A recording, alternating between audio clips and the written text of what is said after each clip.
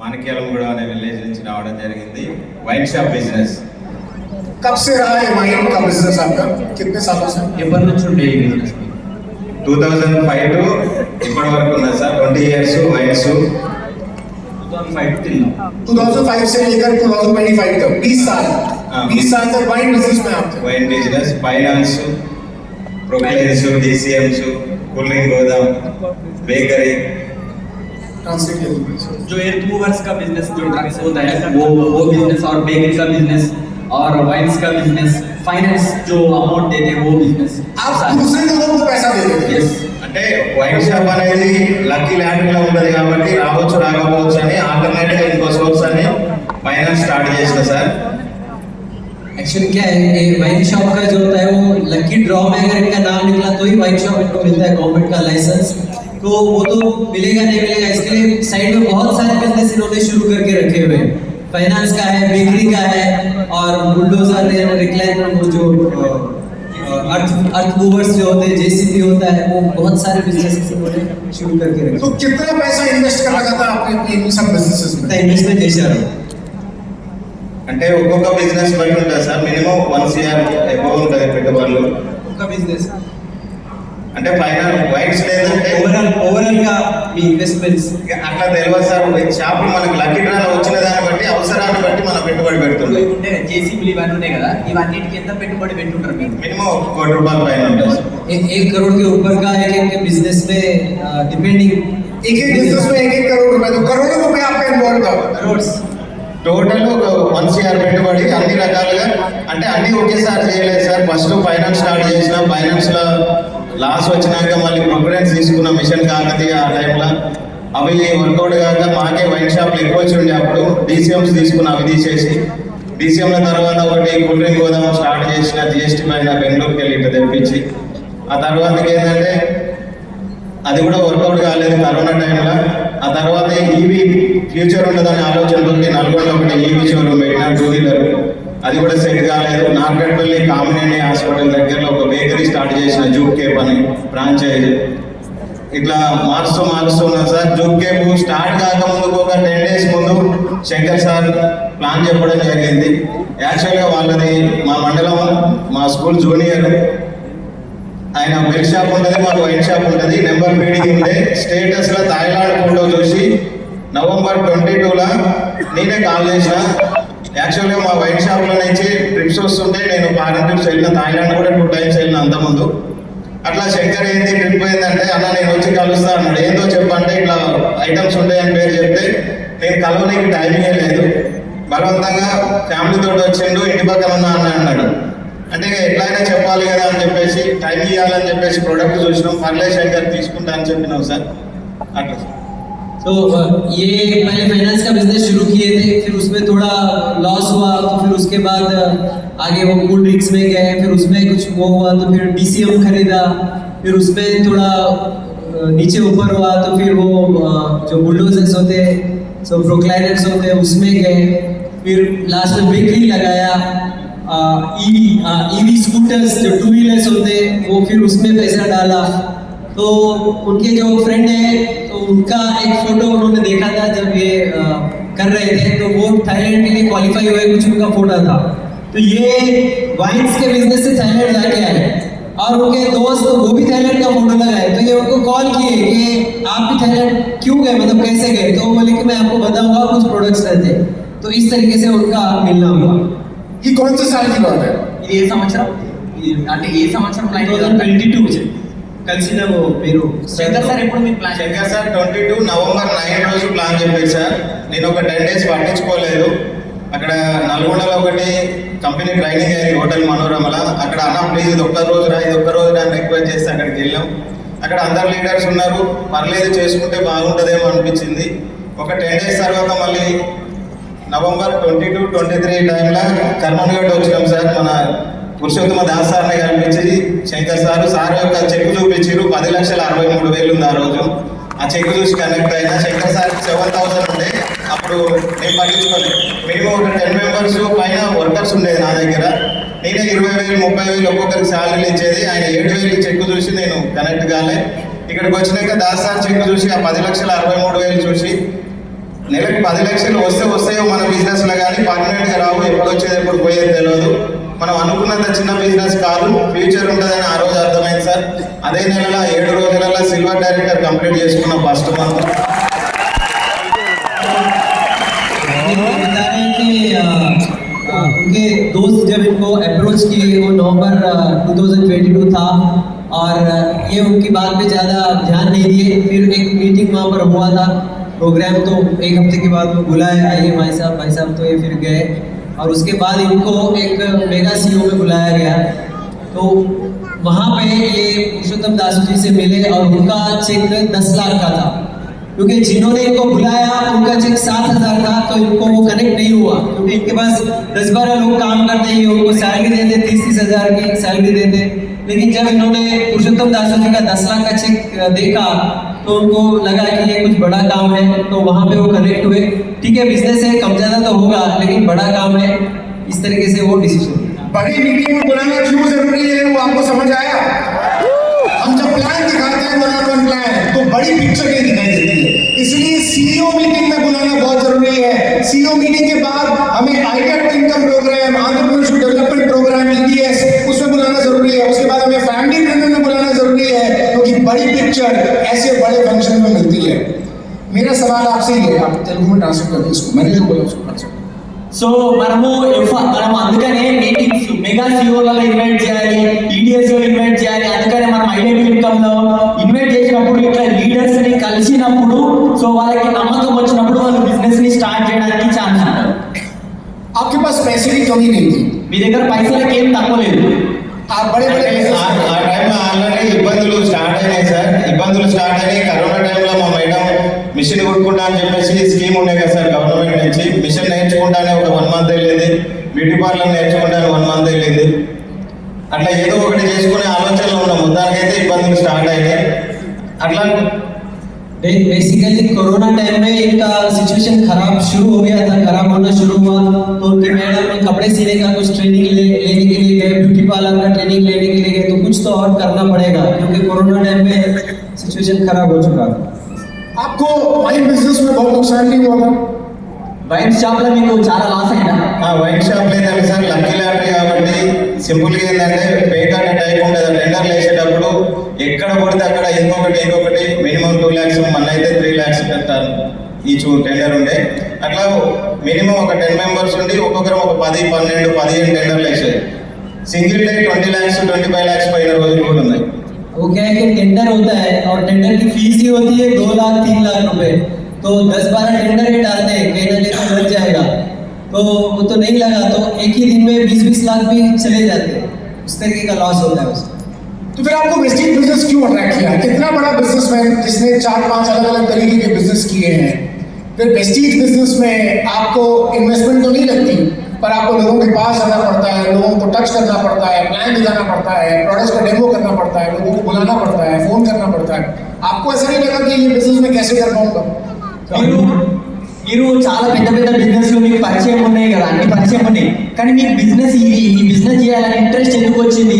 అదే అంటే ఎందుకంటే జనాలకు చెప్పాలి, మాట్లాడాలి, ఫోన్ చేయాలి, కలవాలి, ప్లాన్ చెప్పాలి, డెమో చెప్పాలి, ఇవన్నీ చిన్న పనులు అనిపించలేదా మీకు? ఆ రోజు దాస్ సార్ని కలిసినప్పుడు సార్ ఒకటే మాట అన్నారు సార్, మీరు పని చేస్తే వస్తాయేమో పైసలు, ఈ రోజు నేను పని చేయకున్నా కూడా పైసలు వస్తాయని చెప్పారు.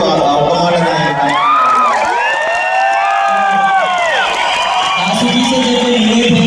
दासू जी से जब मिले थे तो दासू जी ने एक बात इनको बोली कि आप काम करते हैं तो आपको पैसा आता है, मैं काम नहीं भी किया तो मुझे पैसा आता है। वो मुझे बात बहुत अच्छी लगी, कनेक्ट हुई। पॉज। दासू जी ने स्पिरिट नहीं बताया था, గురించి చెప్పలేదు. दासू जी ने ये नहीं बोला था घुटने ठीक करता हूँ मैं, దాసు సార్ మొగాళ్ళ నొప్పులు తక్కువైతే అని చెప్పలేదు. दासू जी ने ये नहीं बताया था वजन कम करता हूँ मैं, దాసు సార్ ఇది వెయిట్ తక్కువ కావచ్చు అని చెప్పలేదు. दासू जी ने शैम्पू नहीं बताया था, దాసు సార్ షాంపూ గురించి చెప్పలేదు. दासू जी ने दिल से दिल की बात कही थी, దాసు సార్ మనసు నుంచి మనసులో మాట చెప్పారు.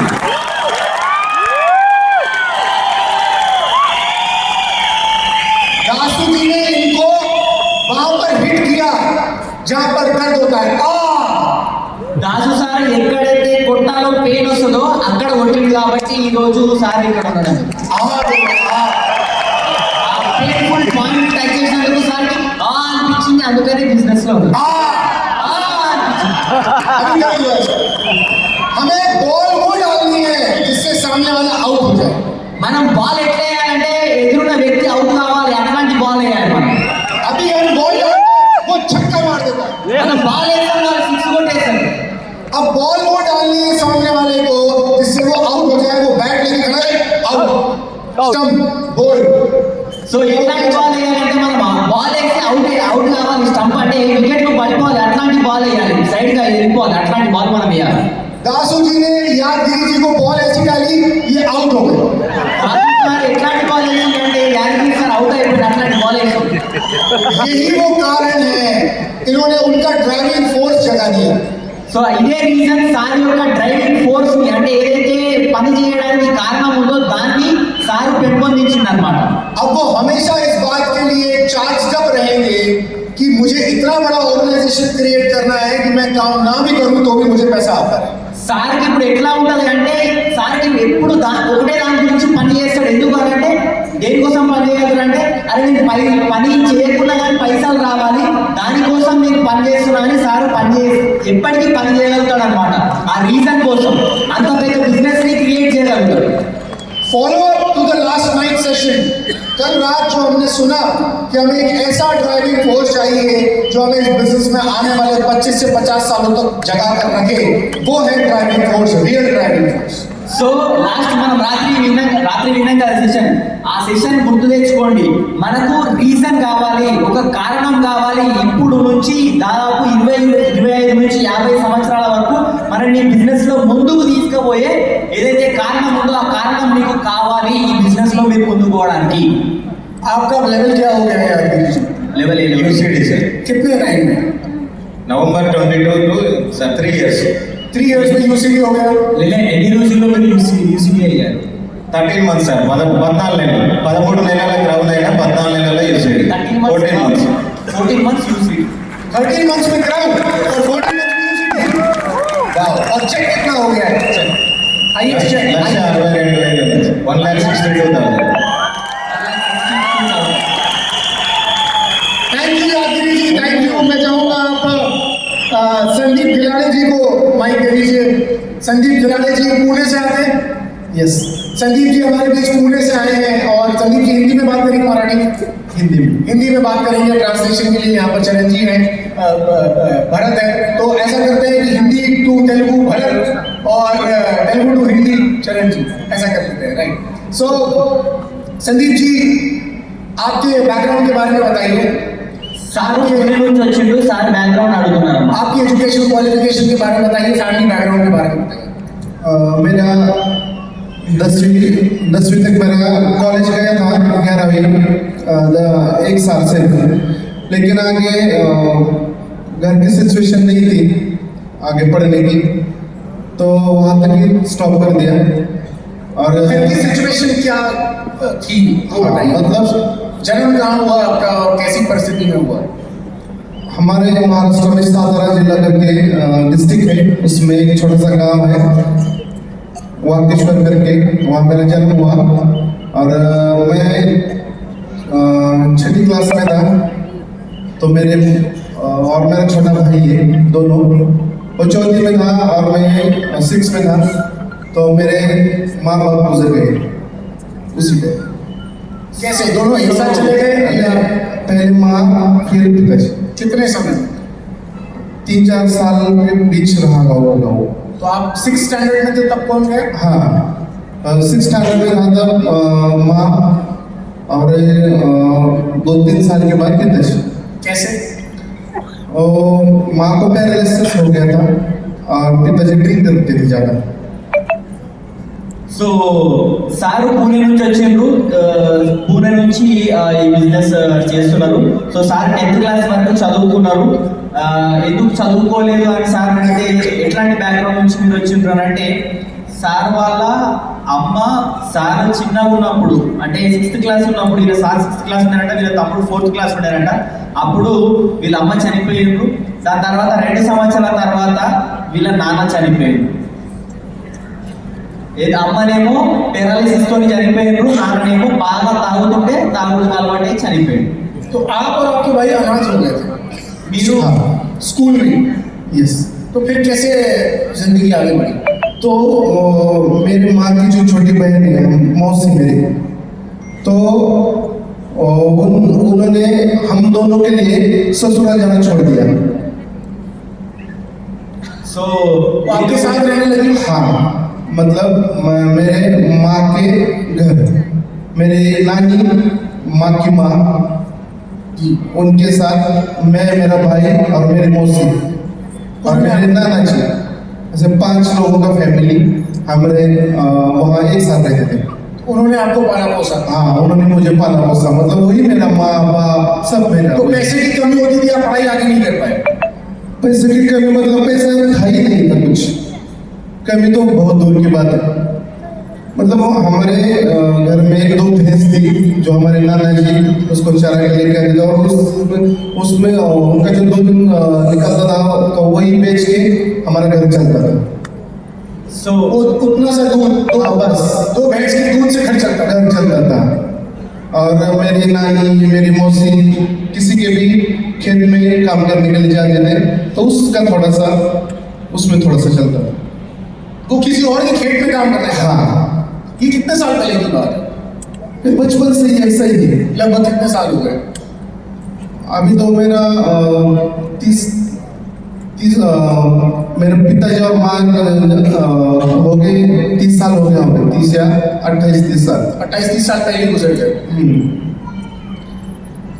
तो मैं जब यस సో సార్ వాళ్ళు చిన్న బ్యాక్గ్రౌండ్, చాలా సింపుల్ బ్యాక్గ్రౌండ్. మరి ఎట్లా మీరు ముందు అంటే ఎట్లా మీరు బతికిండ్రు అని అంటే సార్ వాళ్ళ కోసం, అంటే వీళ్ళ కోసము, వీళ్ళ తమ్ముడు కోసము, సార్ కోసం, వాళ్ళ తమ్ముడు కోసము, వాళ్ళ పిన్ని, వాళ్ళ చిన్నమ్మ ఉంటుంది కదా, చిన్నమ్మ పెళ్లి చేసుకోలేదంట.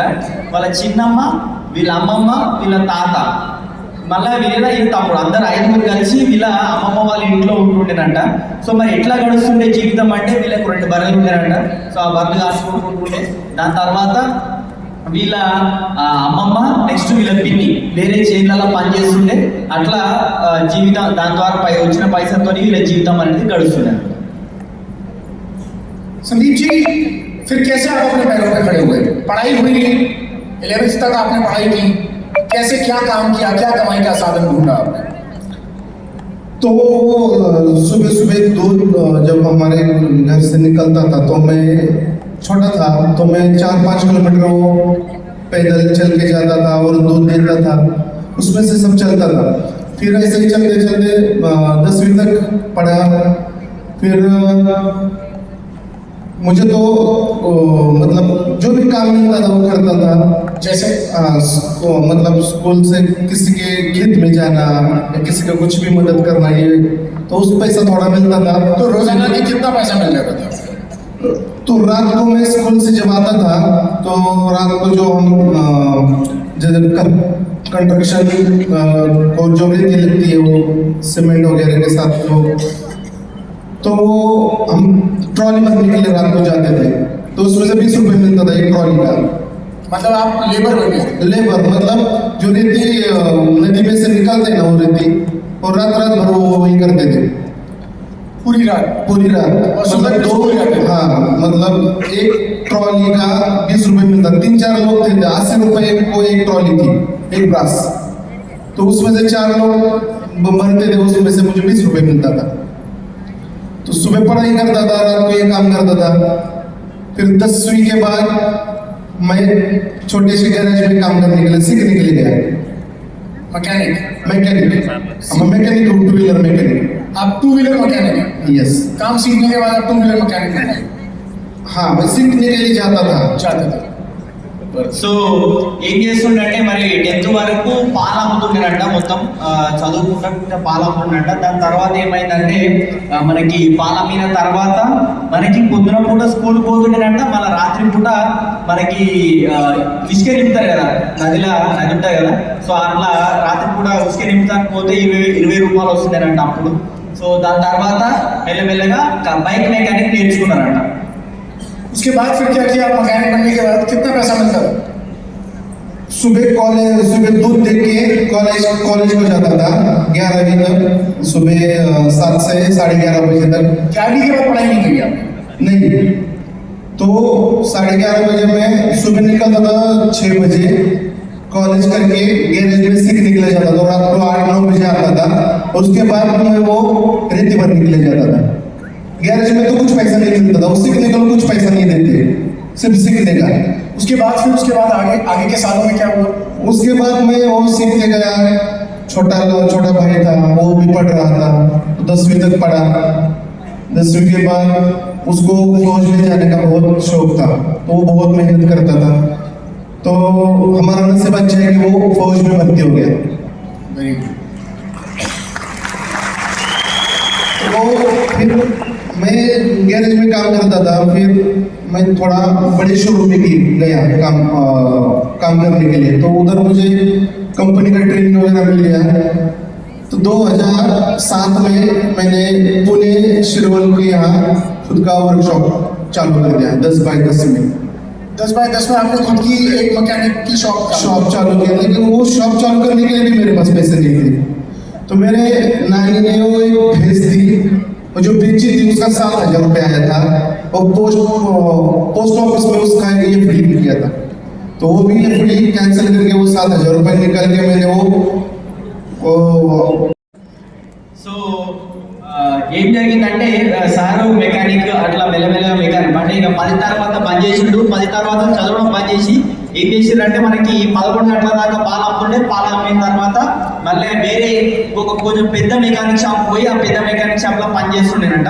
సో దాని తర్వాత మెల్లమెల్లగా అట్లా మొత్తం నేర్చుకున్న తర్వాత 2007 సంవత్సరంలో సారు సొంతంగా మెకానిక్ షాప్ పెట్టిండంట. అది కూడా ఎట్లా పెట్టిండంటే అవి పైసలు ఒక బర్రెని అమ్మేస్తే 7,000 రూపాయలు వచ్చినాయంట. అప్పుడు అమ్మేసిన పైసలతోని మళ్ళీ దాని తర్వాత సెకండ్ హ్యాండ్ సామాన్లు ఉంటాయి కదా, ఆ సామాన్లు అన్నిటితో కలిపేసి ఒక మనకి bike showroom bike mechanic shop పెట్టిందంట, వర్క్షాప్. तो ये वर्कशॉप कितने साल तक चला और फिर वेस्टिंग बिजनेस आपको कौन से साल में मिला? वो वर्कशॉप मैंने 18 साल काम किया वर्कशॉप में। मतलब खुद ही काम 5-6 साल गए। खुद काम करते थे आप? हाँ, सीखने के लिए 5-6 साल गए। और ऐसी सिचुएशन आई 2007 में, मुझे वर्कशॉप में डालना था, भाई भी फौज में भर्ती हो गया। लेकिन वो सिचुएशन ऐसी थी सर कि वो ट्रेनिंग के लिए जा रहा था, और उस टाइम मेरे पास पैसे नहीं थे। और जिस एकेडमी में उसको सीखने के लिए भेजा था, उधर 80,000 रुपये मुझे भरने थे उस टाइम। और जब मेरे पास कुछ भी नहीं था, वो भैंस को बेच के मैंने वर्कशॉप डाला था।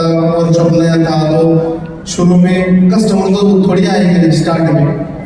तो ऐसे करते लोगों से अच्छा मतलब संबंध थे, उन्होंने थोड़ी मदद करते, वो पैसा मैंने इकट्ठा किया और वो एकेडमी बन के वो ट्रेनिंग के लिए चला गया।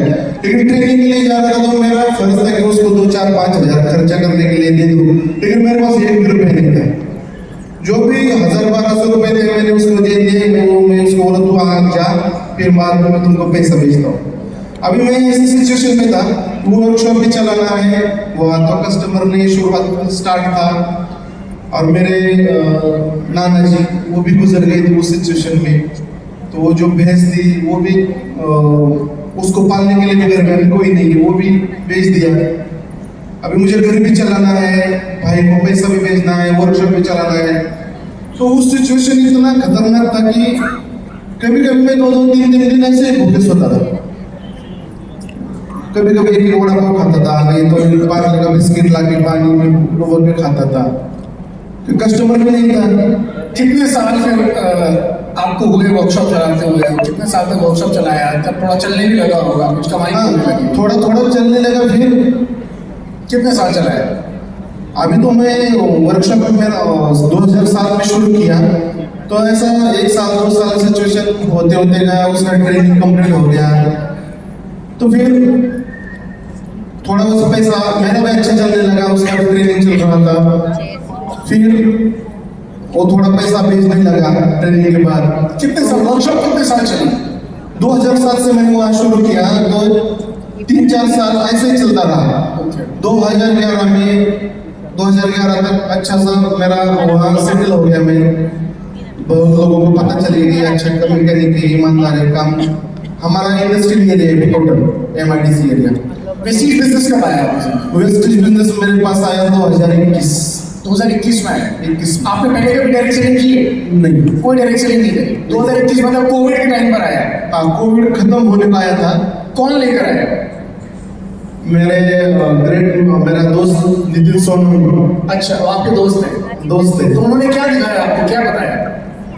आप सोचिए कब तक इम्पोर्टेंस है।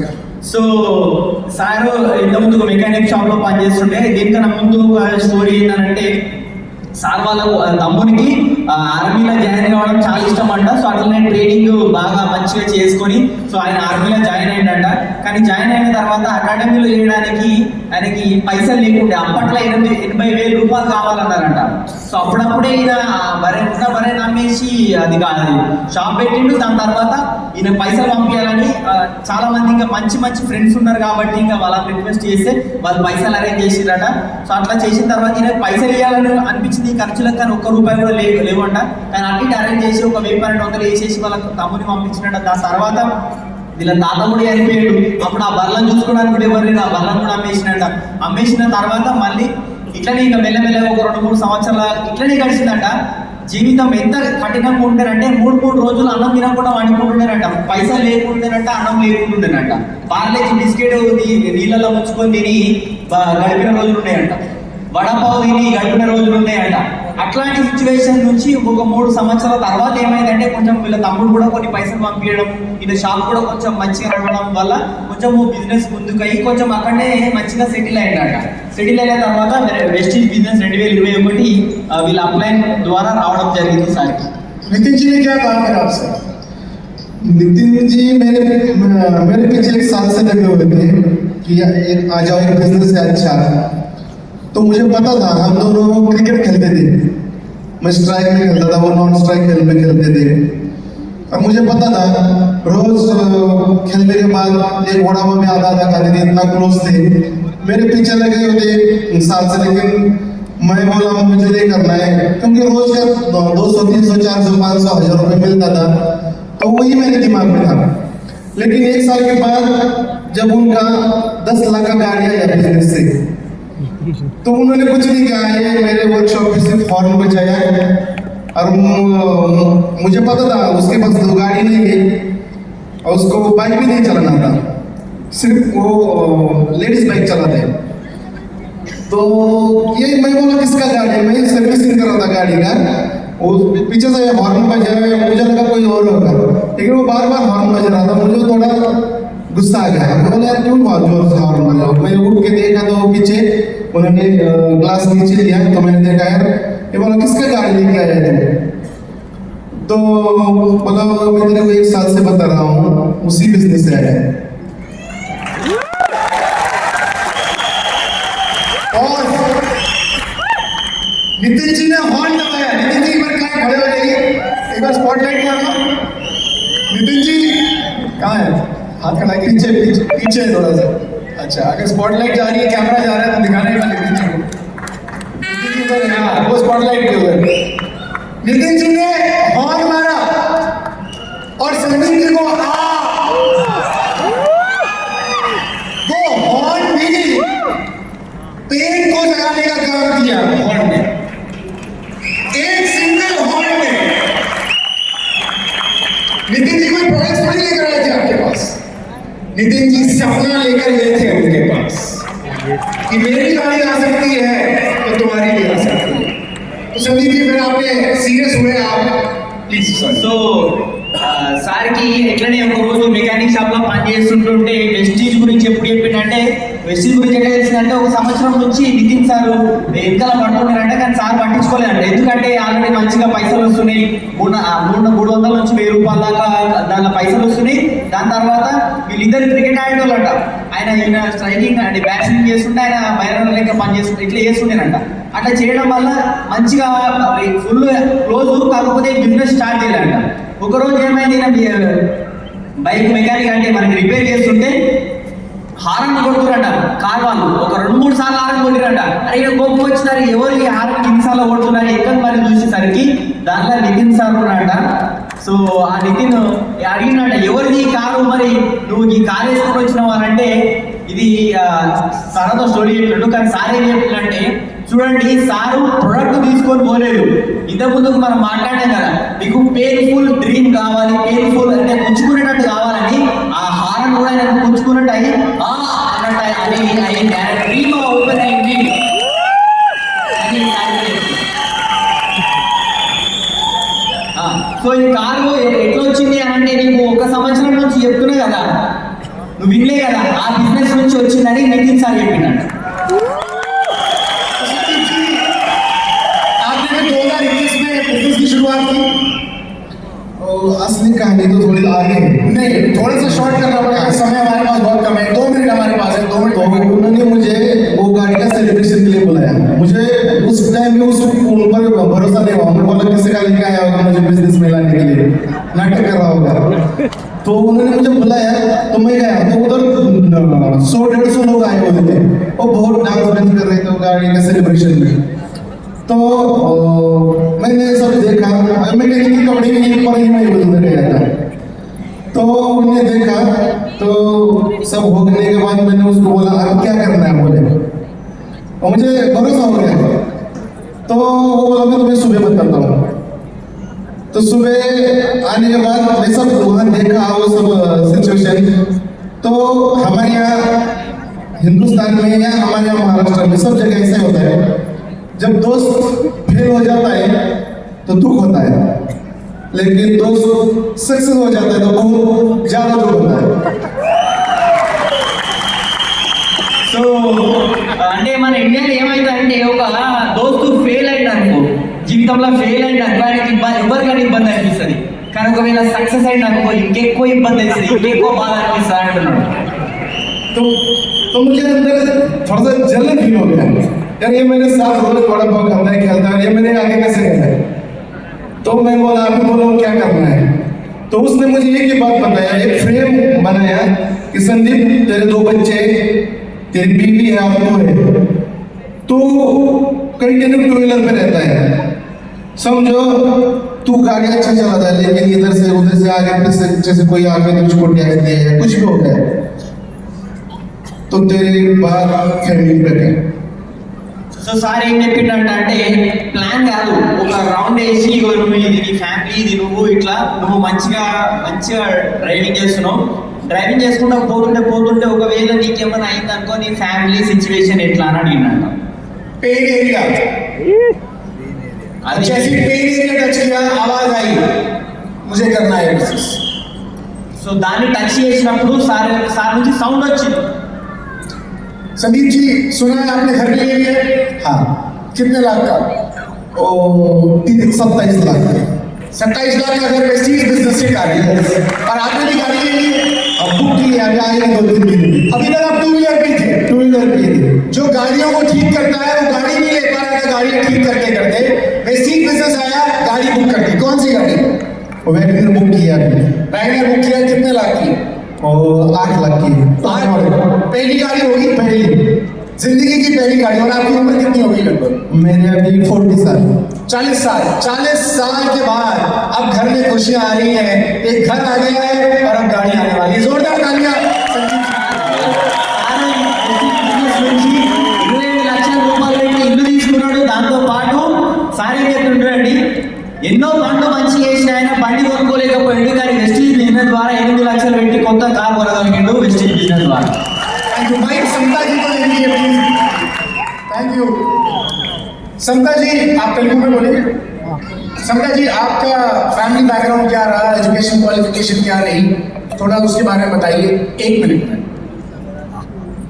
Good morning sir. Good morning. My name is Samatha. Husband వచ్చేసి మధు.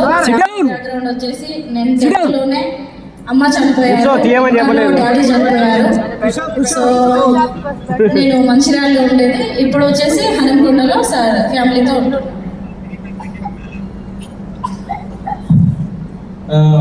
ये समता मैडम है, मधु सर के वाइफ है, और ये बचपन में ही मतलब ये 10th में थे, स्कूलिंग में थे, तो इनके मदर और फादर का डेथ हो चुका था। अब ये पहले मंचिरियाल में रहते थे, अभी ये वारंगल में स्टे कर रहे हैं। समता जी, फिर आगे कैसा रही जिंदगी फादर मदर के जाने के बाद? सिर्फ 10वीं तक पढ़ाई की 10th వరకు చదివాను. నేను డిగ్రీ కంప్లీట్ చేశాను సార్. నాకు ఒక బ్రదర్ ఉన్నారు, ఒక సిస్టర్ ఉన్నారు, అక్క అన్నయ్య ఇద్దరు ఉన్నారు. సో డిగ్రీ చదువుకున్నాను. 10th వరకే అమ్మ ఉండే, 10thలో అమ్మ చనిపోయారు. సో ఇంటర్కి ఫస్ట్ ఇయర్ వెళ్ళేటప్పుడు డాడీ చనిపోయిండ్రు. మా డాడీకి 4 చెల్లెళ్ళు ఉంటుండే. సో వాళ్ళ దగ్గర నలుగురు దగ్గర ఒక్కొక్క నెల ఉంటూ నేను ఇంటర్ సెకండ్ ఇయర్ కంప్లీట్ చేయడం జరిగింది. సో అట్లాగే degree first year second year కూడా ఒక్కొక్క నెల వాళ్ళ దగ్గర ఉంటూ నేను కంప్లీట్ చేయడం జరిగింది. అక్క 4 అత్తమ్మలు దగ్గర ఉంటూ క్లియర్ చేయడం జరిగింది డిగ్రీ.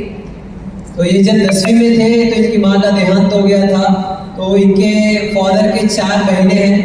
तो ये और इनकी बहन एक बुआ के पास, मतलब आंटी के पास एक महीना रहते हुए इन्होंने अपनी पढ़ाई पूरी की, इंटरमीडिएट की 12वीं की. इस तरीके से इन्होंने अपनी पढ़ाई को पूरा किया. समता जी, फिर आगे फिर शादी कब हुई? షాదీ 2016లో నాకు పెళ్ళి అవ్వడం జరిగింది సార్. 2016. మా డాడీ వాళ్ళ చెల్లెలు నేను చదువుకుంటున్న క్రమం లోపల సో మధు సార్కి పరిచయం చేసి నాకు 2016లో మ్యారేజ్ చేయడం జరిగింది. तो उनके बुआ जी ने ये रिश्ता लाया और वो रिश्ता पूरा हुआ और 2016 में इनकी शादी हुई. आपके पास वेस्टीज बिजनेस कब आया? నేను వెస్టీజ్ బిజినెస్కి వచ్చేసి సార్ 2024లో రావడం జరిగింది. నేను రావడానికి ప్రాబ్లం ఏంటి అంటే కనుక నేను 8th క్లాస్లో ఉన్నప్పుడు మా మదర్ కిడ్నీ ప్రాబ్లంతో సఫర్ అవుతుండే. సో అప్పుడు ఏంటంటే మాది చాలా ఆర్డినరీ ఫ్యామిలీ. మా డాడీ నేను పుట్టినప్పుడు యాక్సిడెంట్ అయింది మా డాడీకి. సో ఆయన ఏం పని చేయకపోతుండే. మా అమ్మ కూలి పనికి వెళ్ళేసి మా అక్కని అన్నయ్యని నన్ను ముగ్గురిని చదివిస్తుండే. మేమంతా కూడా గవర్నమెంట్ స్కూల్లోనే స్టడీ కంప్లీట్ అవ్వడం జరిగింది. సో టైం బాగలేక అమ్మకు నేను 8th క్లాస్లో ఉన్నప్పుడు 2 కిడ్నీస్ కూడా ఫెయిల్ అయిపోయినాయి. మాకు అప్పుడు అవగాహన కూడా మాకు ఏం లేకుండే. సో చాలా హాస్పిటల్స్ తిరిగినా కూడా ఎక్కడ మాకు రిజల్ట్ అనేది లేకుండే. మా అమ్మని మా అన్నయ్య హైదరాబాద్లో 10,000 రూపాయలకు ఒక క్యాంటీన్లో పనిచేస్తూ ఆ డబ్బులు నాకు పంపిస్తే నేను మా అమ్మని నేను 8th క్లాస్లో ఉన్నప్పుడు హాస్పిటల్స్కి తీసుకొని నేను వెళ్తుండేది. సో వెళ్ళే క్రమంలోపు ఆ హాస్పిటల్లో మా మదర్ చాలా సఫర్ అవుతుండే అన్నమాట. సో మాకు తినడానికి కూడా ఆ ఫుడ్ సరిగ్గా లేకపోతుండే.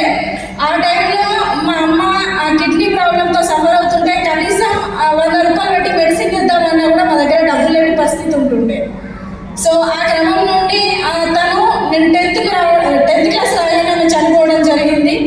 అప్పుడు ఏంటంటే మా అన్నయ్య డబ్బులు తెస్తే కానీ మా ఫ్యామిలీ గడవలేని పరిస్థితి.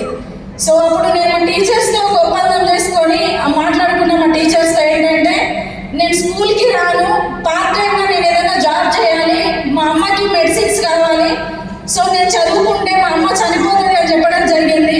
సో ఆ టైంలో నేను పనిచేస్తూ మా అన్నయ్య పనిచేస్తూ ఇద్దరం కలిసి మా అమ్మని కాపాడుకోవడానికి మేము వెళ్తూ ఉండేది. కానీ బ్యాడ్లక్ ఏంటి అంటే మా అమ్మ చనిపోవడం జరిగింది. అప్పుడు ఒకటే నాకు చాలా బాధ అనిపించేది ఏంటంటే ఆమెకి హోటల్లో నుంచి టిఫిన్ తెద్దామంటే హాస్పిటల్ నుంచి డయాలసిస్కి వెళ్తే 100 రూపాయలు కూడా పర్సులో ఇంటికి రిటర్న్ రాకపోతుండే. ఆమె నన్ను ఛాయ్ తాగి మళ్ళీ నాకు ఛాయ్ తీసుకురా బిడ్డ అని చెప్తే నేను కిందికి వెళ్ళి మొహం కడుక్కొని వాటర్ తాగి అమ్మ నేను ఛాయ్ తాగినా అని చెప్పేసి ఆ 10 రూపాయలతో మా అమ్మకి ఛాయ్ తీసుకొని వచ్చి ఇచ్చేదాన్ని సార్. तो एक्चुअली ये जब बचपन की बात है, इनके फादर का कुछ एक्सीडेंट हो गया था तो वो काम नहीं कर पा रहे थे. तो उनकी माँ ही काम करती थी और उनको भी किडनी का प्रॉब्लम हो गया था. ये 8वीं में थे. फिर इनका भाई सिटी में जाकर एक कैंटीन में काम करते थे और वहाँ से वो पैसे भेजते थे. और ये 8th क्लास में थी, 8वीं कक्षा में. और 8th क्लास में ये अपनी माँ को डायलिसिस के लिए हॉस्पिटल्स लेके जाती थी. तो इनके पास खाने के लिए भी पैसे नहीं होते थे. और कई बार ऐसा होता था कि माँ चाय मांगते थे, बेटा तू भी चाय पी ले और मेरे लिए भी चाय लेके आ. तो 10 रुपये होते थे तो ये नीचे जाती थी हॉस्पिटल में और पानी पी लेती थी और चाय लेके आती थी. वो बोलती थी कि माँ मैं तो चाय पी ली, अभी आप चाय पी लो. तो ये दोनों काम करते थे. यानी ये 8th क्लास में होते हुए भी काम करते हुए और इनके भाई भी काम करते हुए दोनों ने पैसे जमा करके अपनी माँ के इलाज के लिए प्रयत्न किया. लेकिन 10वीं कक्षा में उनकी माँ चली गई. वही मतलब टीचर से ऐसा बात कर लिया था कि मैं काम करूंगी, स्कूल नहीं आ पाऊंगी क्योंकि माँ का इलाज करवाना है। तो ऐसा टीचर से सेट करके इन्होंने काम करते हुए माँ का इलाज करवाने का कोशिश किया, लेकिन माँ नहीं रही। वेस्टीज बिजनेस कब आया आपकी जिंदगी में? సార్ నేను వెస్టీజ్ బిజినెస్ కి రావడానికి కారణం ఏంటి అంటే నా అదృష్టమా దురదృష్టమా తెలియదు కానీ 2000 మా మమ్మీ చనిపోగానే నేను 10th లో మా మమ్మీ చనిపోగానే సో డిగ్రీ వరకు బాగానే ఉన్నా. మ్యారేజ్ అయిపోయిన తర్వాత 2016లో మ్యారేజ్ అయింది. 2018 వరకు 2 పిల్లలు వచ్చిండ్రు. సో నా బాబుకి 4 years ఉన్నప్పుడు మా మదర్ జెనెటిక్ ప్రాబ్లం ద్వారా ఆ కిడ్నీ ప్రాబ్లం అనేది నాకు రావడం జరిగింది 2022లో.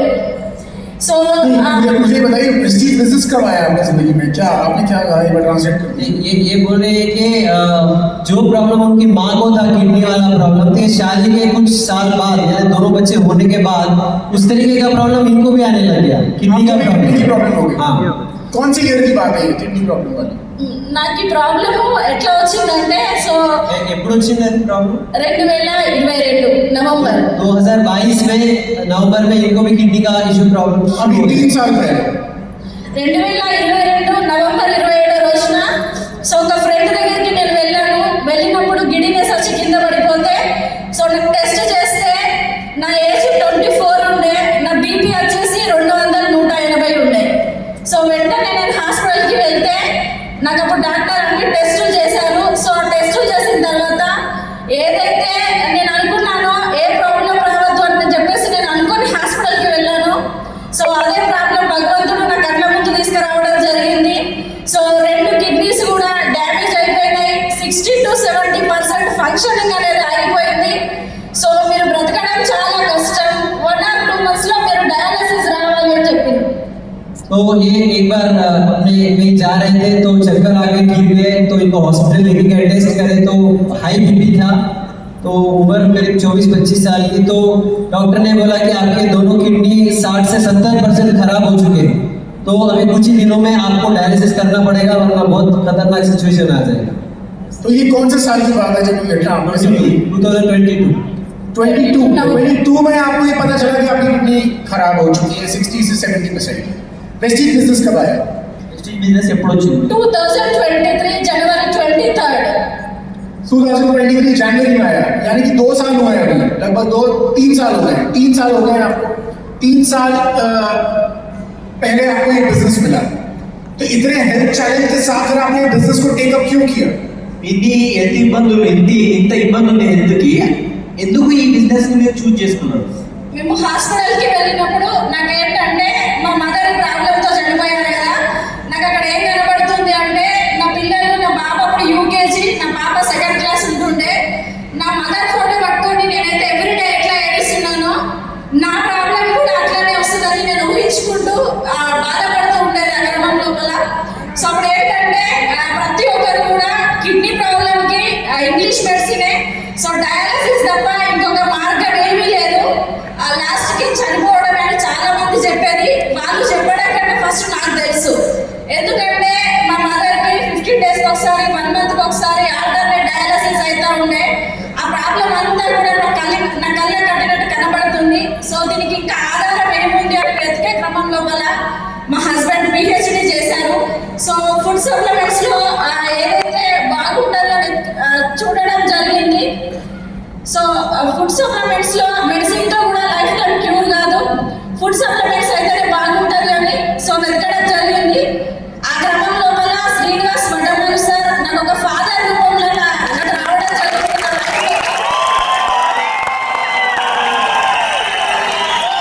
శ్రీనివాస్ వడమూరు సార్ని సోషల్ మీడియాలో చూడడం జరిగింది. చూసి సార్కి కాల్ చేయడం జరిగింది. మాకు సప్లిమెంట్స్ గురించి సార్ చెప్పడం జరిగింది. तो ये किडनी से जो सफर हो रहे थे इनको डर था कि जैसे मैं बचपन में मेरी माँ को खो चुकी, मेरे बच्चे भी खो देंगे, तो ये वही टेंशन में थी। और सोशल मीडिया में इन्होंने वड्डेमानु सर का फोटो देखा और उनके हस्बैंड क्योंकि वो लेक्चरर है, PhD होल्डर है, तो वो सप्लीमेंट्स में वो बहुत अच्छा उनको ज्ञान था। तो ये जब सर का फोटो देखे तो इनके थ्रू इनको पता चला कि ऐसे सप्लीमेंट्स हो सकते हैं जो कि इनके प्रॉब्लम को सॉल्व करते हैं। तो वो एक फादर के जैसा उनको मिल गए और वहाँ पे ये वेस्टीज को मिला। तो आपने पहले प्रोडक्ट्स देखे, उसके बाद फिर बिजनेस देखा, या पहले बिजनेस थे प्रोडक्ट्स थे ముందు ప్రొడక్ట్స్ చూసారా, తర్వాత బిజినెస్ జాయిన్ అయ్యారా, లేకపోతే ఫస్ట్ బిజినెస్ చూసేసి ప్రోడక్ట్ వాడారా? లేదు సార్, ఫస్ట్ నేను ఒకటే అనుకున్నా, నేను బ్రతికి ఉండాలి, నా పిల్లలకి ఒక మదర్గా నేను ఉండాలి. మదర్ లేకుండా నేను లైఫ్లో ఎంతో సఫర్ అయినా అది నా పిల్లలకి రావద్దు అని చెప్పేసి ప్రోడక్ట్స్ వాడినా సార్. నేను ఫస్ట్ బ్రతికి ఉండాలి అని ప్రోడక్ట్సే వాడినా. पहले जीना था मुझे, क्योंकि दर्द मुझे मालूम है माँ खो देंगे तो बच्चों का क्या होगा, तो पहले मुझे जीना है अपने बच्चों के लिए, तो फर्स्ट इन्होंने प्रोडक्ट को यूज किया. उसके बाद आपको बिजनेस बताया गया, తర్వాత मैं बिजनेस చెప్పారు. తర్వాతనే బిజినెస్ చెప్పడం జరిగింది. उन्होंने ऐसा क्या कहा कि आपने बिजनेस की शुरुआत करनी है और बिजनेस बिल्ड करना शुरू करें? ఏం చెప్పారు మీకు, దాని గురించి మీరు బిజినెస్ స్టార్ట్ చేశారు? నేను ఒకటే సార్, ఇంగ్లీష్ మెడిసిన్స్ వేసుకుంటే ఒక 5 minutes కూడా నేను నిలబడకపోతుండేదాన్ని. ఈ కిడ్నీ ప్రాబ్లంకి నాకు ఒక 40 రకాల మెడిసిన్స్ రాయడం జరిగింది, ఒక 100 mg బీపీ టాబ్లెట్ రాయడం జరిగింది. సో వేసుకుంటే నేను ఇక్కడ నుంచి ఒక 5 నుంచి 6 అడుగులు కూడా వేయలేకపోతుండే. ఇద్దరు కలిసి వాష్రూమ్ లేవంటే కూర్చోబెడుతుండే పరిస్థితి ఉంటుండే. సో అప్పుడు సార్ ఒకటే మాట చెప్పిండ్రు, మీరు మెడిసిన్స్ ని తగ్గించుకోవచ్చు, సప్లిమెంట్స్ ని వాడుకోవచ్చు, మీకు కొన్ని సప్లిమెంట్స్ నేను రేపు మార్నింగ్ తెచ్చిస్తా, మీరు ఇవి వాడండి అని చెప్పి. సో నాకు ఒక 20 రకాల సప్లిమెంట్స్ తెచ్చి ఇవ్వడం జరిగింది. 10 నుంచి 15 రకాల సప్లిమెంట్స్ తెచ్చి ఇవ్వడం జరిగింది. తర్వాత బిజినెస్ గురించి ఏం చెప్పడం వల్ల మీరు బిజినెస్ చేసిండ్రు? అప్పుడు నేను ఒకటే అనుకున్నా, సార్ ఒక మాట అన్నారు ఏంటంటే, మేడం మీరు ఏదైతే లైఫ్ లో పునర్జన్మం తీసుకున్నారో 1,000 మందికి మీరు ఖచ్చితంగా వాళ్ళ జన్మలను మనం కాపాడాలి. సో దీనికి మీరు రెడీ ఉన్నారా అంటే నేను ఒకటే చెప్పిన, నా ఊపిరి పోయేంత వరకు కూడా నేను కష్టపడడానికి రెడీ इनकी हालत ऐसी थी कि इनको 2 लोग उठाकर वॉशरूम को लेके जाते थे, और 4 कदम भी वो नहीं चल सकती थी, और 40 तरीके की गोलियां खाती थी, उसमें 100 mg का बीपी का टैबलेट होता था. तो सर बोले कि आप ये पहले सप्लीमेंट यूज करो.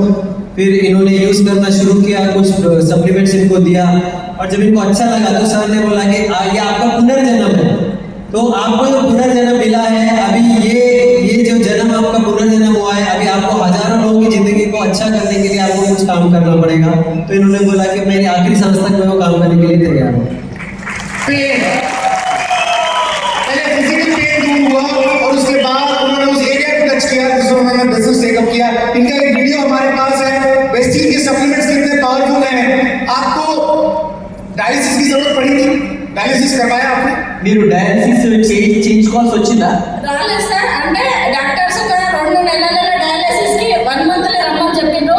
బట్ నేను అప్పుడే సప్లిమెంట్స్ వాడినా, ఎవరికి కూడా మేము వాడేటప్పుడు చెప్పలేదు. థ్యాంక్స్ టు మై హస్బెండ్ అండి. సో ఎందుకంటే నాన్న లేకపోయినా కూడా నాన్నలాగా పట్టుకొని నన్ను చావంచుల వరకు వెళ్ళినా. సో నన్ను ఈ రోజు తీసుకొచ్చి ఇక్కడ నిల్చోబెట్టారు. సో డయాలసిస్ వరకు వెళ్ళే పరిస్థితి రాకుండా నన్ను కాపాడుకోగలిగారు. डायलिसिस की जरूरत नहीं पड़ी क्योंकि उनके हस्बैंड को थोड़ा नॉलेज है, तो उनकी वजह से सप्लीमेंट्स को यूज करते हुए इन्होंने अपने आप को ठीक किया. 3 साल में आपने इतना बड़ा बिजनेस कैसे कर लिया? 3 సంవత్సరాలలో మీరు ఇంత పెద్ద బిజినెస్ ఎట్లా చేయగలిగారు? నేను ఒకటే డిసైడ్ అయినా సార్, ఏంటంటే ఫస్ట్ ఆఫ్ ఆల్ నా పిల్లలకి మదర్ లేకుండా ఉండదు. ఒకవేళ నేను పోయే రోజు వస్తే నా పిల్లలు నా కోసం ఏడవకుండా రోజు ఉండాలి, ఏడవకుండా తలుచుకునే రోజు ఉండాలి అని చెప్పి డిసైడ్ అయినా. సో నేను ఏదైతే మంచిగా అయిందో నా వల్ల 1,000 మంది 1,00,000 మంది బాగుండాలి అని చెప్పేసి స్ట్రాంగ్ గా డిసైడ్ అయ్యి బిజినెస్ చేయడం స్టార్ట్ చేసిన. సో ఒక రోజుకి నేను ఒకటే డిసైడ్ అయినా, నేను ఫస్ట్ సార్ ఒక మాట అన్నారు, మీరు డిసైడ్ అయితే కనుక ఖచ్చితంగా మీ లైఫ్ ని ఒక యూటర్న్ తీసుకోవచ్చు. సో మీరు డిసైడ్ అయ్యారా అంటే 100% రెడీ ఉంటాం సార్ అని చెప్పిన. సో అప్పుడు నేను అనుకున్నా చాలా समझा जी, थोड़ा सा शॉर्ट में बोलिए क्योंकि हमारे पास टाइम नहीं है. Okay sir. ये वीडियो एक बार प्ले कर रहे हैं, इनका सप्लीमेंट्स लेते हुए एक वीडियो आया है, दासू जी ने हमें बताया अभी, प्ले कीजिए प्लीज. आप जब तक translate good morning leaders, my name is Samatha. So ఇప్పుడు నేను వెస్టర్న్ క్యాప్సూల్స్ అనేది తీసుకున్నానండి. ఒక 10 రకాల క్యాప్సూల్స్ అయితే నా చేతిలో ఉన్నాయి. నేను ఈ వీడియో తీస్తున్నా ఎందుకంటే ఒక సప్లిమెంట్ మనం ఎవరికైనా పేషెంట్ వాళ్ళకి ఇచ్చినప్పుడు ఒక 3 రకాల క్యాప్సూల్స్ ఇస్తే ఒకటేసారి వేసుకోవాలని భయపడతా ఉన్నారు. సో ఇవన్నీ కూడా ఫుడ్ సప్లిమెంట్స్ అండి. ఇవన్నీ ఒకసారి వేసుకుంటే కూడా ఏం కాదు. సో మీరు చూస్తూ ఉండండి, ఇప్పుడు నేను వేసుకుంటాను.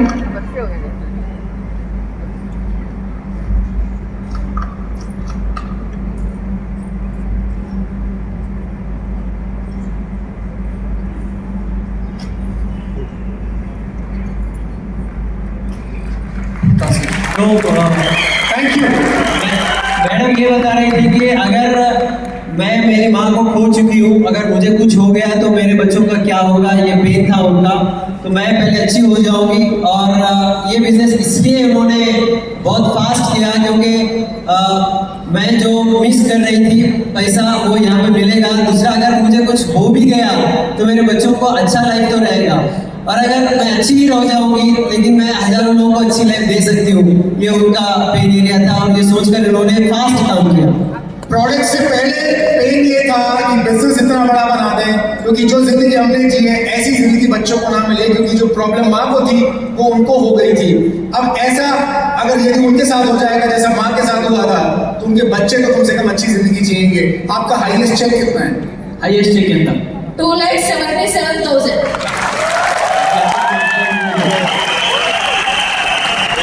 कोई फॉरेन ट्रिप भी लिया आपने, गाड़ी भी ली है? సో ఈ బిజినెస్ నుంచి నేనే ప్రపంచానికి దూరం అయితే అనుకున్నా, కానీ ఈ ఆపర్చునిటీ స్టార్ట్ చేసినాక సంవత్సరానికి సో యూసిడి అదేవిధంగా డిసిడి 2 సంవత్సరాలు నేను స్టార్ట్ చేసి ఇది 3వ ఎఫ్ఆర్యూ. ఫస్ట్ ఎఫ్ఆర్యూ బ్రాంచ్, సెకండ్ ఎఫ్ఆర్యూ యూసిడి, ఇది 3rd ఎఫ్ఆర్యూ. ఓన్లీ యూసిడిగా ఇక్కడ కూర్చున్న 3 లక్షల ఇన్కమ్తో. అదేవిధంగా ఈ బిజినెస్ నుంచి నేనే ప్రపంచానికి దూరం అయితే అనుకున్నా. 15 లక్షల కార్ తీసుకున్నా, 1,10,000 బండి తీసుకున్నా. అదే బండి మీద ప్లాంట్స్ కి వెళ్తూ పర్ డే 10 నుంచి 15 ప్లాంట్స్ చేస్తూ 50 కిలోమీటర్లు నేను బైక్ మీద డ్రైవ్ చేసుకుంటూ ప్లాంట్స్ కి వెళ్తున్నా ఈ రోజు. ये अभी 3 साल हो गए। पहले जब आए थे ब्रॉन्ज थे, फिर यूसीडी हुए और फिर डीसीडी बन गए। और कार लिया इन्होंने 14 लाख की नेक्सॉन कार लिया, फिर 2 व्हीलर लिया। आज ये प्लान दिखाने के लिए 50-50 किलोमीटर जाते हैं और 10 से 15 प्लान रोज दिखाते हैं। 3 लाख का करीब का इनका महीने का चेक। जोरदार तालियां सबका। Thank you so much. Azimuddin ji को माइक पास कर दीजिए। अजीमुद्दीन जी को माइक पास कर दीजिए। आप देख रहे हैं रियल विमेन एम्पावरमेंट यहाँ हो रहा है, और हम अजीमुद्दीन जी के पास हैं। अब ఈ బ్యాక్గ్రౌండ్ హెల్త్ ఛాలెంజ్ ఏముండే ఎడ్యుకేషన్? నా పేరు కవిత శేఖర్. సో నేను మా నాన్న వచ్చేసి ఆటో డ్రైవర్ అండి. మేము 5 మందిమి. అన్నయ్య తర్వాత నేను, నా తర్వాత 3 సిస్టర్స్ అనమాట. నేనే పెద్దదాన్ని కాబట్టి 9th క్లాస్లోనే మ్యారేజ్ అయింది. So 14 years. ఆ టైంలో మ్యారేజ్ అయిన తర్వాత ఏం తెలియదు. ఒకసారి మా నాన్నని అడిగాను అనమాట డైరెక్ట్, నేను చదువుకుంటున్నా కదా నాకు ఎందుకు పెళ్లి చేస్తున్నావు నాన్న, నాకు అప్పుడే పెళ్ళి అసలు స్కూల్ బ్యాగ్ తీసుకొని వచ్చిన 1 వీక్లోనే పెళ్ళి అని చెప్పేసరికి మా నాన్న ఒక్కటే అడిగిన ఎందుకు పెళ్లి చేస్తున్నావు అని చెప్పి. అయితే మా నాన్న అన్నాడు 3 ఆడపిల్లలు కదా, నువ్వు వెళ్ళిపోతే నాకు భారం తగ్గిపోతుంది అని చెప్పి నిన్ను పంపించాలి, నిన్ను పెళ్లి చేస్తున్నా బేట, నువ్వు నేను ఏం చెప్తా అది నిన్ను దయచేసి ఏం అనొద్దు అని చెప్పి నన్ను అడిగితే నేను ఊరుకోలేదు. స్కూల్లో వెళ్ళి కంప్లైంట్ ఇచ్చిన మా నాన్న మీద. ఎందుకంటే నేను మంచిగా అవుతా సార్, మా నాన్న నాకు పెళ్లి చేస్తుండు, దయచేసి మీరు ఎట్లయినా సరే యాక్షన్ తీసుకోవాలని చెప్పి నేను కంప్లైంట్ ఇస్తే మా నాన్న వాళ్ళ ఇంటికి వచ్చి వాళ్ళు కూడా సార్ వాళ్ళు మాట్లాడాక కూడా బిల్డింగ్ పైకి తీసుకుపోయి కాళ్ళ మీద పడ్డాడు మా నాన్న. నన్ను అర్థం చేసుకోబెట్టా, నేను ఆటో డ్రైవర్ని, నాకు స్తోమత లేదు చదివించడం, నువ్వు వెళ్ళిపోతే నాకు భారం తగ్గుతుంది, నువ్వు ఏం చెప్పొద్దు అని చెప్పేసరికి నేను ఒక్క మాట కూడా అనుకోకుండా పెళ్ళికి ఒప్పుకోవడం జరిగింది. 9th క్లాస్లోనే పెళ్ళి అయిపోయింది. అంటే నాకు ఏం తెలియదు, డ్రెస్ చిరిగిపోతే కూడా ఎలా కుట్టాలో కూడా తెలియదు. అలాంటి టైంలో పెళ్లి చేసింది మా నాన్న. మా శేఖర్ సార్ నిజంగా థ్యాంక్ యూ సో మచ్. ఏం తెలియని వయసులో పెళ్లి చేస్తున్నాడు, నాన్నలాగా ఇప్పటికీ కూడా నన్ను కూతురులాగా చూసుకుంటాడండి. Thank you so much. ఇంత మంచి హస్బెండ్ ఇచ్చినందుకు, అంటే తొందరగా పెళ్లి చేసిన మంచి హస్బెండ్ ఇచ్చారు. सो ये इनके फादर ऑटो चलाते थे और ये 4 लोग हैं, एक भाई है और 3 बहनें हैं। ये स्कूल से एक दिन आई थी, 9th क्लास में थी, और उनके पिताजी ने बोला कि अभी अगले हफ्ते तुम्हारी शादी है। तो अचानक ये परेशान हो गए, मतलब हंसने खेलने की उम्र है, तो इन्होंने बोला कि मैं शादी नहीं करूँगी। तो बोले देख बेटा, मेरे को 3 बेटियाँ हैं और तू बड़ी है, मैं तेरी शादी कर दूंगा तो मेरा कुछ वजन हल्का हो जाएगा। तो मैं जो बोल रहा हूँ वो कर ले। तो इन्होंने अभी इनको समझ में नहीं आया तो इन्होंने सोचा कि ये तो मारेंगे नहीं, तो स्कूल गए। स्कूल में टीचर्स को इन्होंने अपने फादर के खिलाफ कंप्लेंट किया कि मेरे फादर मेरी शादी करने वाले हैं 1 हफ्ते में। तो फिर वो टीचर आकर इनके फादर को समझाया, तो इनके फादर सीधा इनको ऊपर लेके गए, छत पर लेके गए और इनके पैरों में गिर गए। और इनके पैरों में गिरकर फादर ने बोला कि देख बेटा, तू सबसे बड़ी है और मेरे को 3 बेटियां हैं, तू अभी शादी कर ले, क्योंकि मैं ये सब नहीं कर सकता, मैं एक ऑटो ड्राइवर हूँ, मेरा भार कम कर दे। तो फिर पिता जब पैरों में गिर गए तो ये मान गए और कुछ भी मालूम नहीं था, एकदम बचपना था। इन 14 साल में इनकी शादी हो गई। तो थैंक गॉड इनके जो हस्बैंड है बहुत अच्छे व्यक्ति है और वो मेरे को ही बेटी जैसा देखकर आज तक मेरे को संभालते आए हैं, क्योंकि मेरी तो कोई मतलब उतनी होशियारी तो थी नहीं, तो हस्बैंड ने ही इनको संभाला है। थैंक यू हस्बैंड को बोल रहे हैं। यस, एक बार आपके हस्बैंड यहाँ पर है, एक बार खड़े हो सकते हैं वो, एक बार स्पॉटलाइट प्लीज उन पर శేఖర్ గారు ఎక్కడ ఉన్నారో ఒకసారి నిలబడండి। वहाँ पीछे है, वहाँ पर एक बार स्पॉटलाइट फैलाइए। यस, जोरदार तालियां, एक बार जोरदार तालियां। हमारे पास समय कम है, पर जब आप यहाँ स्पीक कराएंगे तो आप दोनों साथ में आकर अपनी स्टोरी शेयर कीजिएगा। Thank you sir, thank you so much. Please बैठिए। वेस्टीज बिजनेस कब मिला आपको? వెస్టీజ్ బిజినెస్ ఎప్పుడు వచ్చింది మీ దగ్గర? 22 లాస్ట్ इयर అంటే ఎండింగ్ ఇయర్ में आया। लगभग 3 साल पहले। हाँ 3 साल पहले। हाँ। उसके पहले आप लोग मिलकर कैसे गुजारा करते थे, क्या काम करते थे? ఏం చేస్తుండే మీరు ఇద్దరు కలిసి? పెళ్ళైన అంటే 2007 లో మ్యారేజ్, 8 లో పాప, 10 లో బాబు 10th క్లాస్, పాప వచ్చి ఇంటర్ కంప్లీటెడ్, బీటెక్ వెళ్తుంది ఇప్పుడు. సో వాళ్ళిద్దరిని చూసుకోవడం చాలా కష్టంగా ఉందని చెప్పి నేను ఒక జీ తెలుగులో ప్రోగ్రామ్ వస్తుంది వాడేవాడిని, వంటలు చేసే ప్రోగ్రాంలో ఒక జాబ్ చేస్తున్న టైం 6000 నా శాలరీ వచ్చేసి. సో వాళ్ళు ఎన్నో వంటలు చేస్తారు, చూసిన ఇన్ని వంటలు చేస్తారు కదా, ఇదే నేను సొంతంగా చేస్తే నేను కూడా నాకు సొంతంగా డబ్బులు వస్తాయి కదా అని ఆలోచించి ఒక 6 నెలలు మాత్రమే చేసిన. అది ఎందుకు వదిలేయడం జరిగిందంటే 6 నెలలు చేసిన క్రమంలో నేను ఇంటికి వచ్చాక నాకు అత్తయ్య మామయ్య లేరు. సో పిల్లల్ని చూసుకుంటూ నేను డ్యూటీ చేసుకునేదాన్ని. సో ఇంటికి వచ్చేసరికి మేము ఉండే ఏరియా స్లమ్ ఏరియా అనమాట, రెంట్ తక్కువ ఉంటుందని చెప్పి స్లమ్ ఏరియాలో తీసుకోవడం జరిగింది.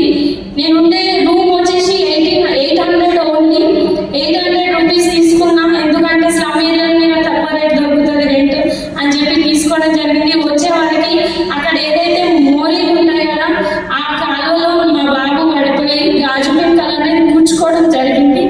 సో నాకు అత్తయ్య మామయ్య ఉంటే నేను ఇంకెంతో పని చేసుకునేదాన్ని కదా అని చెప్పి నేను అనుకున్నా. కానీ ఆ 6 months లో అక్కడ నేర్చుకున్న దాన్ని నాకు బాబుకి ఇలా జరిగిందని చెప్పి మేముండే కాలనీలోనే నేను టిఫిన్ సెంటర్ పెడితే ఎలా ఉంటుందని చెప్పి 4 రూపాయల బండి తీసుకొచ్చి నన్ను ఎంతో మంది ఎక్కిరిచ్చిరు. ఇంట్లో పోయి వంట పోయి తీసుకుపోయి మా కాలనీలో 4 రూపాయల బండి మీద టిఫిన్ స్టార్ట్ చేసిన. ఓన్లీ ఇడ్లీ అండ్ పూరి, అది 2 మాత్రమే వచ్చు కాబట్టి అవి 2 స్టార్ట్ చేసిన.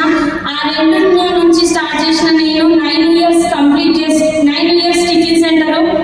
ఆ బండి పెట్టడంలో హెల్ప్ చేసిన వ్యక్తి కూడా ఇక్కడే ఉండు అన్నయ్య. సో ఆ టిఫిన్ సెంటర్ పెట్టినాక 9 సంవత్సరాల నేను మా అత్తమ్మది ఫ్లాట్ ఉండడంతో ఇల్లు కట్టడానికి డబ్బులు లేదండి, కానీ 9 years టిఫిన్ సెంటర్ రన్ చేస్తూ ఇప్పుడు నేను 3 floor బిల్డింగ్ కట్టుకోవడం జరిగింది. కానీ కట్టుకున్న వెంటనే చూడండి నాకు ఎంబడి లాక్డౌన్ వచ్చేసి నా టిఫిన్ సెంటర్ క్లోజ్, 0 నా ఇన్కమ్, ఏమీ లేదు, ఏం చేయని దిక్కుదోచని పరిస్థితి. నా పిల్లలకి వాళ్ళకి ఏది అడిగితే అది ఫుడ్ పెట్టిన నేను ఈరోజు ఏం లేదు, రేషన్ బియ్యంతో వంట చేసి పెట్టడం జరిగింది.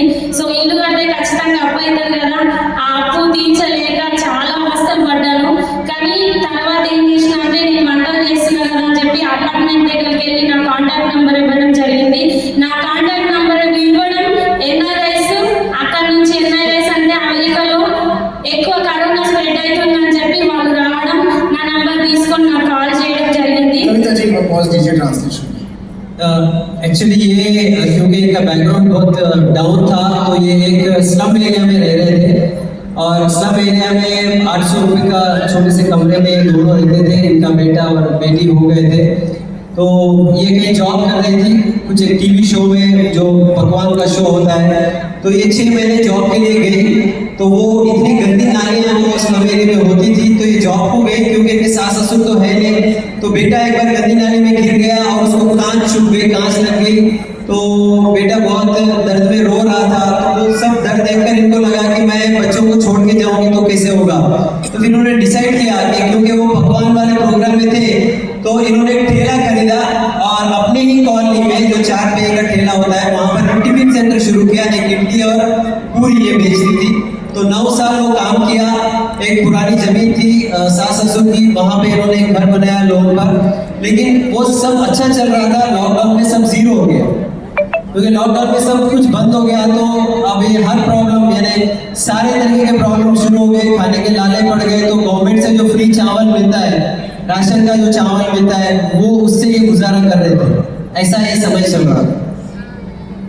तो कर्जे भी बहुत हो गए थे क्योंकि घर भी बनाया और कुछ काम तो अभी चल रहा नहीं था। तो कर्जे बढ़ते गए और खाने के लिए वो गवर्नमेंट वाला चावल ही खा रहे थे। तो एक वेस्टीज इतना दौड़ती थी। आपकी एक वीडियो हमारे पास है कंसोल, आपकी एक वीडियो हमारे पास है, प्लीज उसे रेडी कर लीजिए। क्या ये वीडियो पहले देख सकते हैं? ये कविता जी का वीडियो है, प्ले कीजिए। ఎంత చేస్తారో తెలవాలని ఒకసారి మొత్తం అలాగే విచారణ నేర్చుకోవడానికి వద్దంటే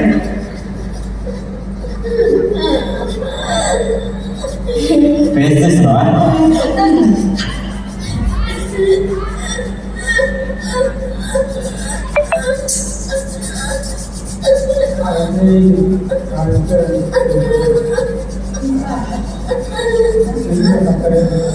थैंक यू।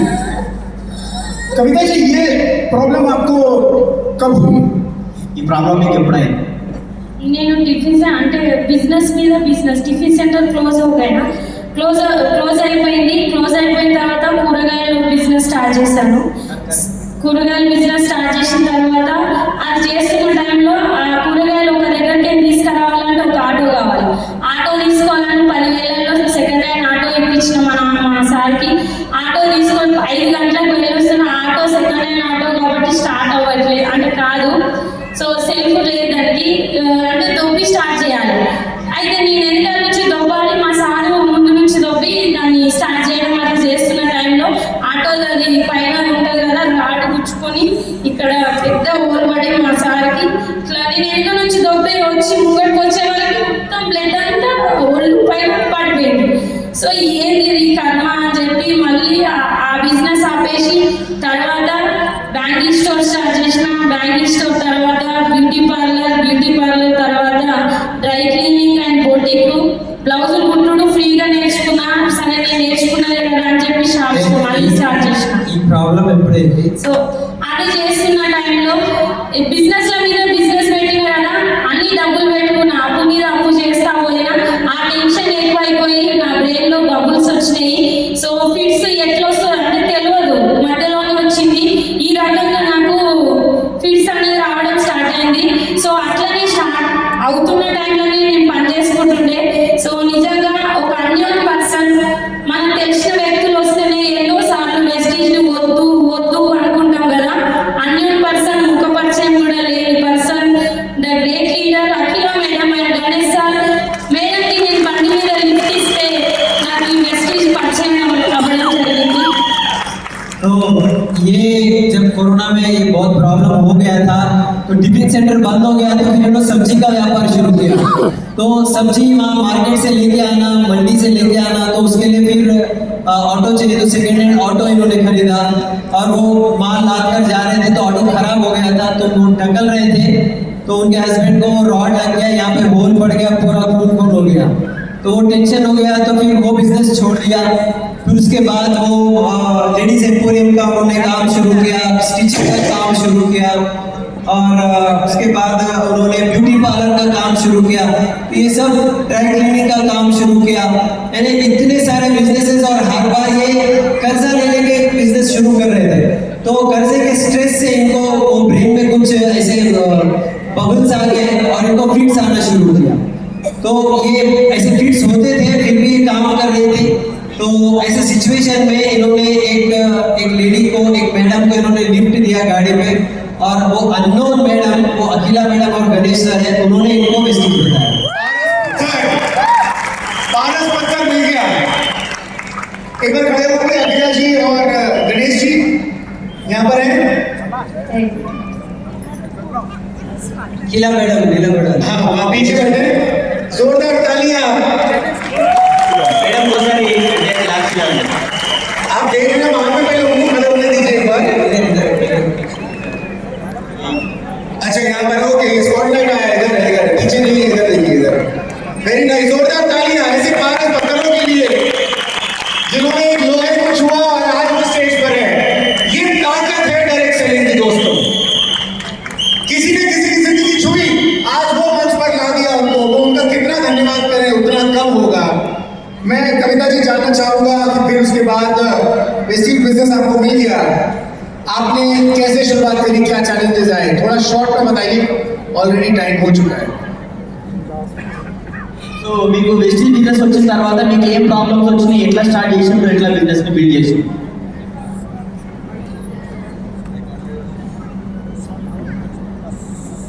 నాకు ఒకటి అర్థమైంది, ఒకటి ఏంటంటే చూసి కదా వీడియోలో హాస్పిటల్కి వెళ్తే డాక్టర్లు ఏం చెప్పిండంటే ఈమె ఎక్కువ జ్వరం వచ్చినా టెన్షన్ పడ్డ హార్ట్ మీద ఎఫెక్ట్ పడుతుంది. నాకు ఆక్సిజన్ అనేది ఎవరైనా అందిస్తేనే, మా ఇంట్లో సిలిండర్ ఉంటుంది, ఆక్సిజన్ సిలిండరు.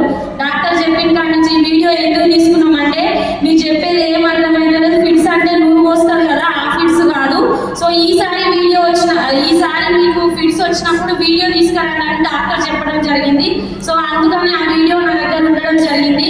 సో ఆ వీడియో చూపించిన తర్వాత డాక్టర్ ఏమన్నాడంటే ఎంఆర్ఐ స్కానింగ్ తీసిన తర్వాత జ్వరం వచ్చిన, టెన్షన్ పడ్డ, హార్ట్ మీద ఎఫెక్ట్ పడుతుంది, టెన్షన్ పడకుండా జ్వరం రాకుండా జాగ్రత్తగా చూసుకోండి అని మా సార్కి చెప్పిండు.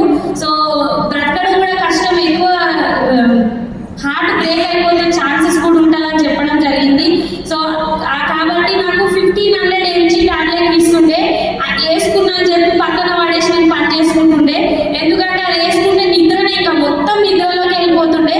సో అలాంటి టైంలో నాకు వెస్టీజ్ ఆపర్చునిటీ అఖిల మేడం ద్వారా రావడం, నిజంగా ఫస్ట్ ఎవ్వరికి నేను ఇదే మీటింగ్కి వచ్చాను. ఈ మీటింగ్కి వచ్చినప్పుడు నాకు ఏమీ తెలియదు, వెస్టీజ్ లోగో కూడా చూడలేదు, డైరెక్ట్ ఎఫ్ఆర్కి వచ్చిన. ఎందుకంటే బిజినెస్ చేసి చేసి అలసిపోయినా కదా, ఏ పుట్టలో ఏ బాగుందో అని చెప్పి ఇందులో కూడా ఏమైనా ఉంటే మనం తెలుసుకొని వచ్చిన. నేను ఏ ప్రోడక్ట్ యూజ్ చేయాలి ఏది చూడలేదు. సో చూసిన సంధ్యా మేడంని చూసిన బ్లేజర్లో, సంధ్యా మేడం లాగా ఎట్లా అయితే బ్లేజర్లో సంధ్యా మేడంని చూసిన, నేను అట్లనే కావాలని డ్రీమ్ చేసిన. నెక్స్ట్ ఎఫ్ఆర్ఈ వరకు డైమండ్ డైరెక్టర్ కంప్లీట్ చేసుకొని 1 లక్ష ఇన్కమ్ తీసుకొని 14 లక్షల వరకు కార్ తీసుకొని ఇక్కడికి రావడం జరిగింది. ये इनको जो फिट्स आ रहे थे, तो फिट से उनको हार्ट का प्रॉब्लम भी आने के चांसेस थे।